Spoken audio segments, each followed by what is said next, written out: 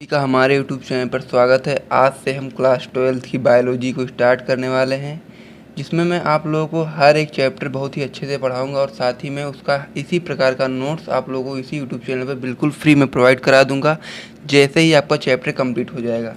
तो भाइयों, बायोलॉजी की बात करें तो इसमें आप लोगों के टोटल 5 यूनिट हैं, जिसके अंतर्गत आप लोगों के 16 चैप्टर आप लोगों को पढ़ने हैं। ठीक, जो आपकी पहली यूनिट है, फर्स्ट यूनिट है, उसके अंतर्गत भाइयों जिसका नाम है जनन। ठीक, फर्स्ट यूनिट का नाम है जनन, जिसे इंग्लिश में रिप्रोडक्शन कहते हैं। उसके अंतर्गत आप लोगों को 4 चैप्टर पढ़ने हैं, जिसमें आपका पहला चैप्टर जो है, जो आज हम पढ़ने वाले हैं, उसे कहते हैं जीवों में जनन। ठीक, ये हम लोगों का पहला चैप्टर है।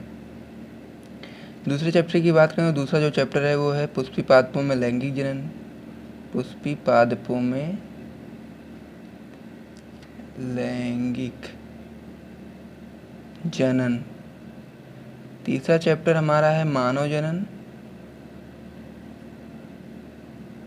जनन और चौथा जो चैप्टर है वो है जनन स्वास्थ्य। तो आज हम लोग अपना पहला चैप्टर स्टार्ट करने वाले हैं जीवों में जनन। उसको हम लोग बहुत डिटेल में पढ़ेंगे और जैसे ये चैप्टर आप लोगों का कंप्लीट हो जाएगा, इसका नोट्स मैं आप लोगों को इसी यूट्यूब चैनल पे बिल्कुल फ्री में प्रोवाइड करा दूंगा। तो इसलिए वीडियो को लाइक और चैनल को सब्सक्राइब करना ना भूलें।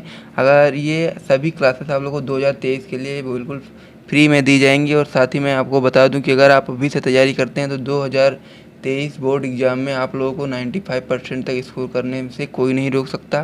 तो इसीलिए हमारे चैनल को जरूर सब्सक्राइब कीजिए और लगातार चैनल से जुड़ जाइए, क्योंकि ऐसे ही अच्छे कंटेंट मैं आप लोग को लेकर आता रहूँगा और साथ ही में उसका बेनिफिट आप लोग को मिलता रहेगा अगर आप चैनल से जुड़े रहेंगे तो हमारा जो चैप्टर है पहला, उसका नाम है जीवों में जनन, जिसे इंग्लिश में कहते हैं रिप्रोडक्शन इन ऑर्गेनिज्म। ठीक, तो उसका जो हमारा पहला टॉपिक है वो है जीवन अवधि, जिसे इंग्लिश में लाइफ पीरियड कहते हैं। अब यह कई बुकों में आप लोगों को यहाँ पे जीवन अवधि और जीवन काल सेम चीज़ होती है। ठीक, उसमें आप लोगों को कन्फ्यूज नहीं होना है। ठीक, जीवन अवधि लिखा मिले या फिर जीवन काल मिले। ठीक, जीवन काल या जीवन अवधि, ठीक, या फिर मिले चक्र, या जीवन काल या जीवन अवधि या जीवन चक्र। ठीक, एक ही चीज़ होती है। ठीक, ये तीनों जगह पे आप मिले तो आपको कंफ्यूज नहीं होना है। आप लोगों को समझना है कि जहाँ भी ये तीनों चीज़ें आती हैं मतलब उसका एक ही होता है। ठीक, तो उसका जो परिभाषा है वो इस प्रकार है, किसी जीव का, ठीक, कोई भी जीव है, उसका जन्म से लेकर उसकी प्राकृतिक मृत्यु तक का जो समय होता है उसे ही उसका जीवन काल या जीवन अवधि कहते हैं। ठीक, जैसे मान लीजिए कोई जीव है, वो 2022 में पैदा हुआ और 2070 में उसकी मृत्यु हो जाएगी, तो उसके बीच का जो समय था 2022 से, जब से वो पैदा हुआ और 2000 जब तक उसकी मृत्यु हुई, प्राकृतिक मृत्यु, ऐसे नहीं किसी बीमारी से वो मर गया उस मृत्यु की बात नहीं कर रहे हैं, प्राकृतिक मृत्यु की बात कर रहे हैं। तो 2022 में जब वो पैदा हुआ 2070 तक का जो जितना भी समय था वही उसका जीवन काल कहलाता है। एग्जाम्पल के लिए जैसे मान लीजिए कोई भी जीव है, मान लीजिए मनुष्य को ही मान लीजिए कि वो पहले पैदा होगा यहाँ पे तो शिशु काल अवस्था में रहता है। उसके बाद में उसके बाद में फिर वो वयस्क होता है, उसके बाद में फिर वृद्ध होता है। ठीक, उसके बाद में वृद्ध होता है, उसके बाद में फिर क्या होता है, उसकी मृत्यु हो जाती है। तो शिशु काल अवस्था से लेकर के जो मृत्यु की अवस्था तक का समय जो था उसे ही हम जीवन काल कहते हैं। आई होप आप लोगों को बहुत अच्छे से समझ में आ गया होगा। तो उसके लिए ये परिभाषा आप लोग कॉपी में नोट कर लीजिएगा। और फिर बात करते हैं, प्रत्येक जीव का जीवन काल अलग अलग होता है। पृथ्वी पर बहुत सारे जीव पाए जाते हैं और हर एक जीव का जीवन काल अलग अलग होता है, चाहे जीव छोटा हो चाहे जीव बड़ा हो, उससे उसका मैटर नहीं करता कि उसका जीवन काल कम होगा या ज़्यादा होगा। जैसे एक मनुष्य जो है एक जीव है जिसका जीवन काल 70 से 75 वर्ष माना जाता है। ठीक, जो मनुष्य है उसका जीवन काल 70 से 75 वर्ष माना गया है। कई बुकों में आप लोगों को यहाँ पे कुछ डिजिट चेंज मिल सकता है, तो उसके लिए कंफ्यूज नहीं होना है। सभी प्रकाशनों में कुछ 2-4 साल का फ़र्क हो सकता है और ज़्यादा कुछ अंतर नहीं होगा। ठीक, इसी प्रकार अलग अलग जीवों के जीवन काल मैंने आप लोगों के लिए लिख दिए हैं। तो कुछ जीवों के जीवन काल हैं, जैसे कुछ जंतुओं के जीवन काल इधर मैंने लिख दिया है और कुछ पौधों के जीवन काल इधर लिख दिया है। तो जो हमारा पहला जंतु है उसे हम कहते हैं हाथी। हाथी का जीवन काल माना जाता है 65 से 70 वर्ष माना गया है। कुत्ता की बात करें तो कुत्ता का जीवन काल 20 से 25 वर्ष है। तितली का जो जीवन काल है 1 से 2 वर्ष है।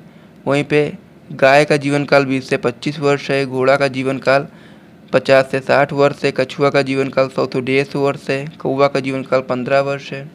अब हम पौधों की बात करें तो पौधे में आपका जो गुलाब का पौधा है उसका जीवन काल जो होता है वो 5 से 7 वर्ष तक होता है। माना जाए कि जैसे मान लीजिए आज आपने कोई पौधे लगाया है गुलाब का पौधा, तो वो 2022 चल रहा, तो 2022 से लेकर के 7 साल या 29 तक वो जीवित रह सकता है। ठीक। वहीं केला की बात करें तो केला का जीवन काल 25 वर्ष होता है। धान का जीवन काल 3 से 4 महीना होता है, उसके बाद वो सूख जाता है, उसे काट लिया जाता है। उसके बाद में बरगद की बात करें तो बरगद का जीवन काल 200 वर्ष होता है। पीपल की बात करें, पीपल का जीवन काल 1500 वर्ष होता है। वहीं आम का जीवन काल 100 वर्ष होता है। जामुन का जीवन काल 60 वर्ष होता है। तो आप लोगों को ये सभी चीज़ें नोट कर लेनी है।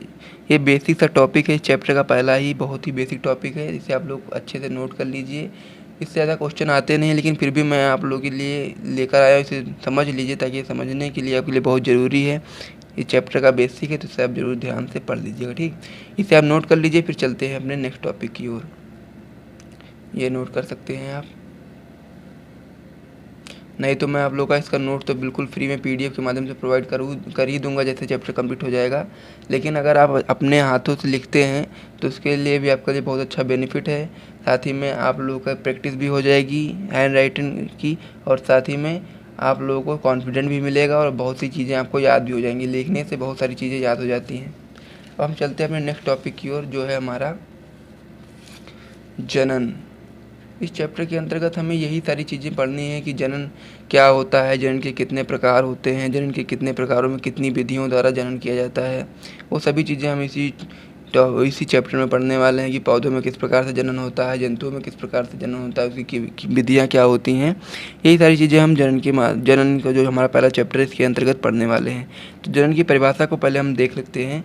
जनन द्वारा कोई जीवधारी, ठीक, जीवधारी की जब भी बात होगी तो वहाँ पे वनस्पति यानी पेड़ पौधे भी होंगे और कोई भी जंतु भी होगा। जैसे मान लीजिए हाथी, कुत्ता, घोड़ा, इंसान, ऐसे ही बहुत सारे जंतु भी होंगे। और वनस्पति में आपके बहुत सारे पौधे होंगे, जैसे आम पेड़, जैसे जितने मतलब कि जितने भी पेड़ आते हैं, जितने भी पेड़ पौधे होते हैं सभी वनस्पति में आ जाएंगे, और प्राणी सभी इसमें आ जाएंगे, जीव जंतु में। ठीक, जंतु में तो जब भी जीवधारी की बात होगी तो आप लोगों को समझ लेना है कि पृथ्वी पर पाए जाने वाले वो समस्त प्राणी जिनके अंदर जीवन पाया जाता है वह सभी जीवधारी होते हैं। ठीक, अपने हृदय से किसी दूसरे जीव को जन्म देकर अपनी जाति की वृद्धि करते हैं।